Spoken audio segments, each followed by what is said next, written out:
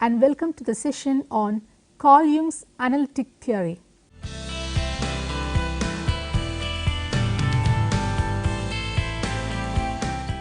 The structure of personality.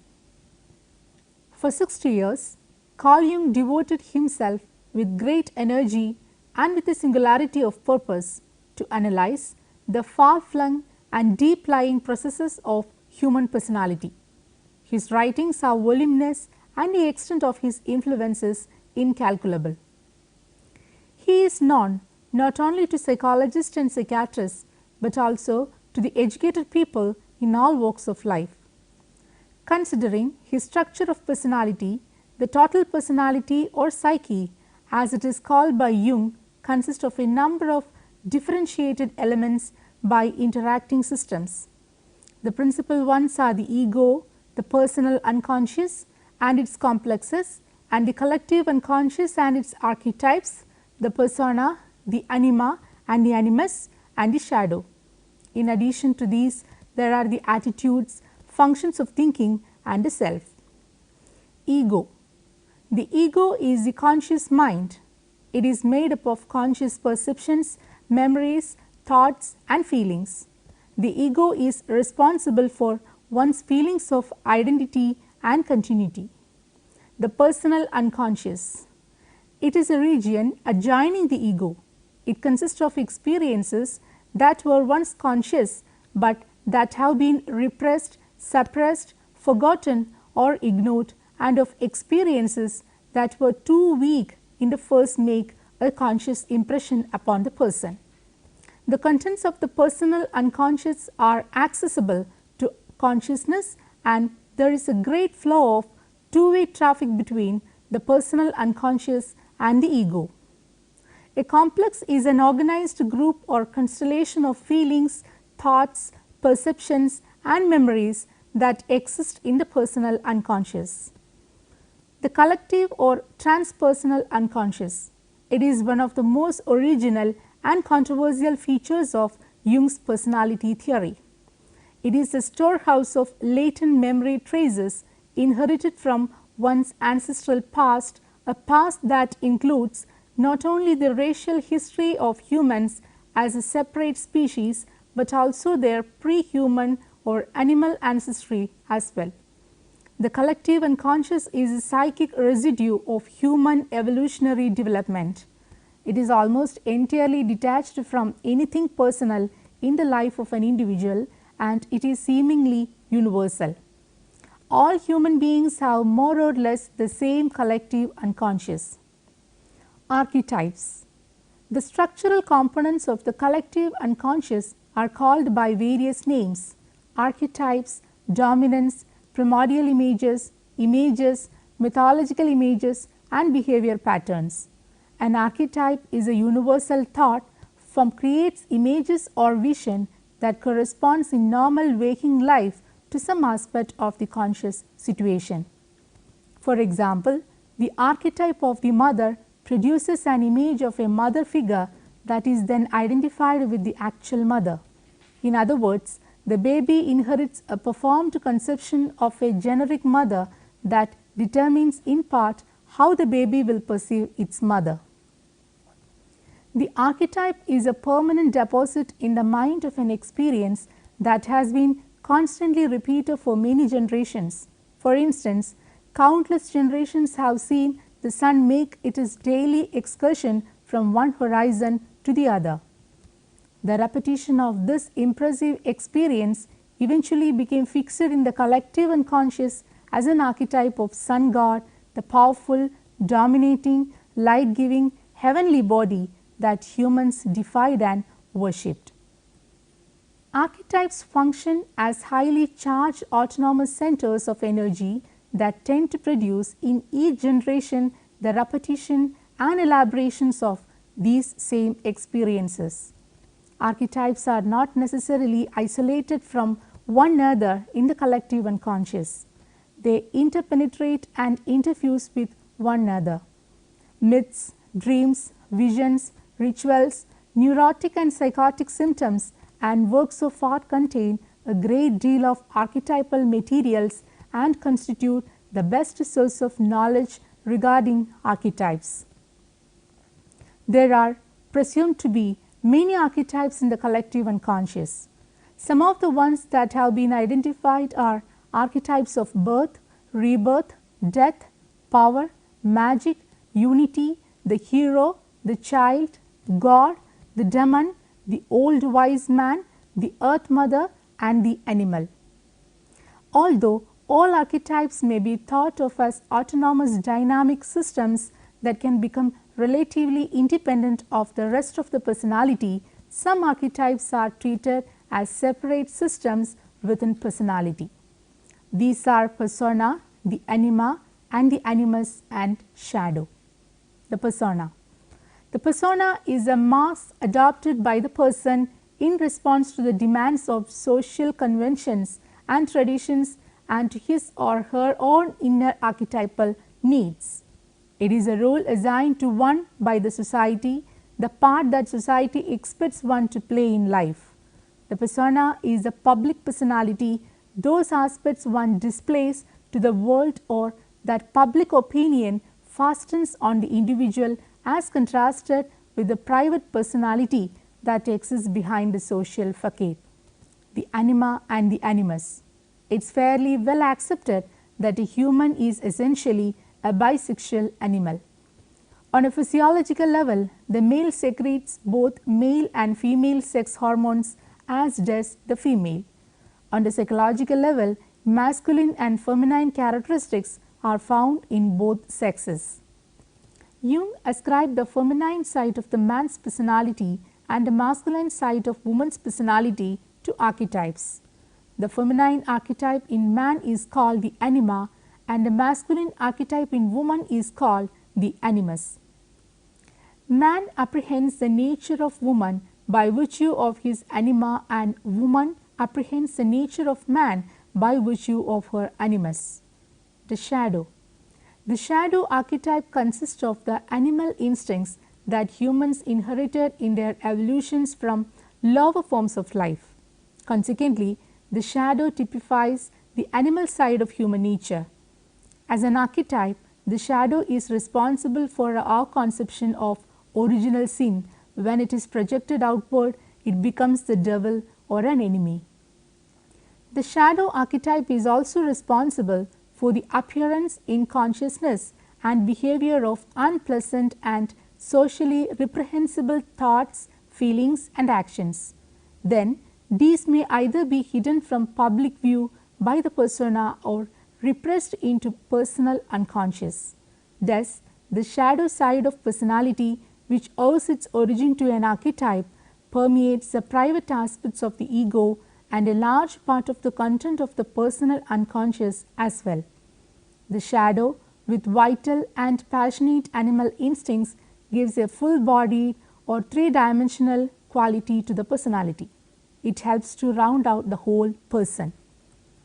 The self. The self is the midpoint of personality, around which all the other systems are constellated. It holds these systems together and provides the personality with unity, equilibrium, and stability. The self is life's goal, a goal that people constantly strive for but rarely reach.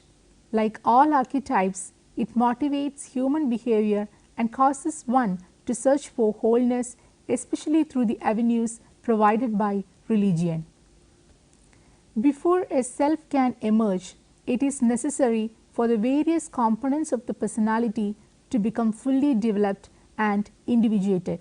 For this reason, the archetype of the self does not become evident until the person has reached the middle age. At this time, he or she begins to make a series of efforts to change the center of personality from the conscious ego to one that is midway between consciousness and unconsciousness. This midway region is the province of the self. The concept of the self is probably Jung's most important psychological discovery and represents the culmination of his intensive studies of archetypes. The attitudes. Jung distinguished two major attitudes or orientations of personality, the attitude of extraversion and the attitude of introversion. The extroverted attitude orients the person toward the external objective world. The introverted attitude orients the person towards the inner subjective world. These two opposing attitudes are both present in the personality, but ordinarily one of them is dominant and conscious while the other is subordinate and unconscious. The dynamics of personality. Jung conceived of the personality or psyche as being a partially closed energy system. The energy by which the work of the personality is performed is called psychic energy. Psychic energy is a manifestation of life energy, that is the energy of the organism as biological system. Jung's term for life energy is libido, but he also used libido interchangeably with psychic energy. Psychic energy is a hypothetical construct. It is not a concrete substance or phenomenon. Consequently, it cannot be measured or sensed. Psychic energy finds concrete expression in the form of actual or potential forces. Wishing, willing, feeling, attending and striving are examples of actual forces in the personality. Dispositions, aptitudes, tendencies, inclinations and attitudes are examples of potential forces. Psychic values. The amount of psychic energy invested in an element of the personality is called the value of that element. Value is a measure of intensity. The absolute value, idea or feeling cannot be determined, but its relative value can be. The determination of unconscious values can be done by evaluating the constellating power of the nuclear element of a complex. The constellating power of a complex consists of the number of groups of items that are brought into association by the nuclear element of the complex. Jung discusses three methods of assessing the constellating power of a nuclear element. 1. Direct observation plus analytic deductions. 2. Complex indicators. And 3. The intensity of emotional expression. The principle of equivalence. Jung based his view of psychodynamics upon two fundamental principles. The principle of equivalence states that if energy is expended in bringing about a certain condition, the amount expended will appear elsewhere in the system. The principle states that if a particular value weakens or disappears, the sum of energy represented by the value will not be lost from the psyche, but will reappear in a new value. The lowering of one value inevitably means the raising of another value. In terms of the functioning of the total personality, the principle of equivalence states that if energy is removed from one system, for example, the ego, it will appear in some other system, perhaps the persona. Or if more and more values are expressed into the shadow side of personality, it will grow strong at the expense of other personality structures. The principle of entropy. This principle is adapted by Jung to describe personality dynamics. It states that the distribution of energy in the psyche seeks an equilibrium or balance. This ideal state in which the total energy is evenly distributed throughout the various fully developed system is a self. When Jung asserted that self-realization is the goal of psychic development, he meant, among other things, that the dynamics of personality move toward a perfect equilibrium of forces. The use of energy. The total psychic energy available to the personality is used for two general purposes. Some of it is expended in performing work that is necessary for the maintenance of life and for the propagations of the species. There are the inborn instinctive functions as exemplified by hunger and sex. They operate according to natural biological laws. Any energy in excess of that needed by the instincts may be employed in cultural and spiritual activities. According to Jung, these activities constitute the more highly developed purposes of life. As a person becomes more efficient in satisfying his or her biological needs, more energy becomes available for the pursuit of cultural interest. Moreover, as the aging body makes fewer demands on energy, more energy is available for psychic activities. The development of personality.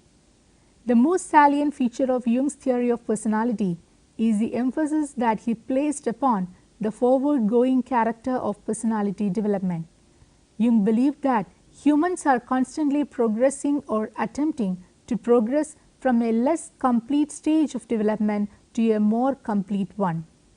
He also believed that humankind as a species is constantly evolving more differentiated forms of existence. The ultimate developmental goal towards which people strive is summed up by the term self-realization. Self-realization means the fullest, most complete differentiation and harmonious blending of all aspects of human's personality. It means that the psyche has evolved a new center, the self, that takes the place of the old center, the ego. All of evolution, as it manifests itself in psychic development from the first primitive organisms to the appearance of humans, is a parade of progress. Progress did not stop with the creations of humans, just as humans represent in advance over all other species of animal, so do civilized humans represent an improvement over primitive humans. Even civilized humans still have far to go before they will reach the end of evolutionary journey. It was the future of humans that Jung found so interesting and challenging, and about which he had so much to say in his extensive writings. Stages of development. Jung described 4 general developmental stages. We will not present the last stage, old age, because Jung regarded it as a period of relative unimportance when the old persons gradually sink into the unconscious. A. Childhood. The child's life is determined by instinctual activities necessary for survival. Behavior during childhood is also governed by parental demands. The emotional problems experienced by a young child generally reflect disturbing influences in the home. In sharp contrast to Freud, Jung did not emphasize the determining power of childhood for subsequent behavior. Young adulthood. Puberty serves as a psyche birth for the personality. Not only does sexuality emerge, but the child becomes differentiated from his or her parents. The adolescent must learn to confront the world and to prepare for life. Extraversion is the primary attitude. Consciousness dominates mental life as a young person pursued the task of finding a male and finding a vocation. The adolescent must grapple with issue of sexuality as well as power of insecurity. Middle age. By their later 30s, most people have dealt with the issue of young adulthood by marrying and establishing themselves in a vocation. At this point, a very different concern emerges, the need of meaning. People need to find a purpose for their lives and reason for their existence. In Jung's terminology, they change from an extroverted to an introverted attitude. They move towards self-realization. This is a term for a middle-aged crisis. Youthful interests and pursuits lose their value and are replaced by new interests that are more cultural and less biological. The middle-aged persons become more introverted and less impulsive. This transition is the most decisive event in a person's life. It is also one of the most hazardous because if anything goes amiss during the transference of energy, the personality may become permanently crippled. This happens, for example, when the cultural and spiritual values of middle age do not utilize all of the energy formerly invested in instinctual aims. In that case, the excess energy is free to upset the equilibrium of the psyche. Progression and regression. Development may follow either a progressive forward movement or regressive backward movement. But by progression, Jung meant that the conscious ego is adjusting satisfactorily both to the demands of the external environment and to the needs of the unconscious. When the forward going movement is interrupted by frustrating circumstances, the libido is thereby prevented from being invested in extroverted or environment oriented values. That is, objective ego values are transformed into subjective values. Regression is the antithesis of progression. The individuation process. The personality has a tendency to develop in the direction of a stable unity is a central feature of Jung's psychology. Development is an unfolding of the original undifferentiated wholeness with which humans are born. The ultimate goal of this unfolding is the realization of selfhood. In order to realize this aim, it is necessary for the various systems of personality to become completely differentiated and fully developed. If any part of the personality is neglected, the neglected and less developed systems will act as centers of resistance that will try to capture energy from more fully developed systems. To have a healthy integrated personality, every system must be permitted to reach the fullest degrees of differentiation, development and expression. The process by which this is achieved is called the individuation process. Let me summarize the session. The chapter provides a detailed picture of the analytic theory of Carl Jung. The structure, the dynamics and the development of personality are discussed. Ego, the personal unconscious, the collective unconscious, the archetypes, the self, the attitudes, etc. are the major concepts in the structure of personality. In the dynamics of personality, two principles are discussed: Principle of Equivalence and Principle of Entropy. The development of personality is explained by emphasizing different stages of development, progression, regression and individuation process. Now, you can try to answer the questions given here. What is the structure of personality as discussed by Carl Jung? What is self in Jung's theory? Briefly describe the principle of equivalence. What is the difference between progression and regression? What are the different stages of development as detailed by Carl Jung? Now, you may go through the reference books listed here. The Psychology of Jung in 1961 by A. M. Dry, New York, Wiley. Theories of Personality in 1998 by C. S. Hall, G. Lindsay and J. B. Campbell, India, Thomson Press. The Structure and Dynamics, the Psyche in Collected Works in 1960 by C. G. Jung, Princeton University Press. Thank you for watching this program. We can meet again with another topic. Till then, take care.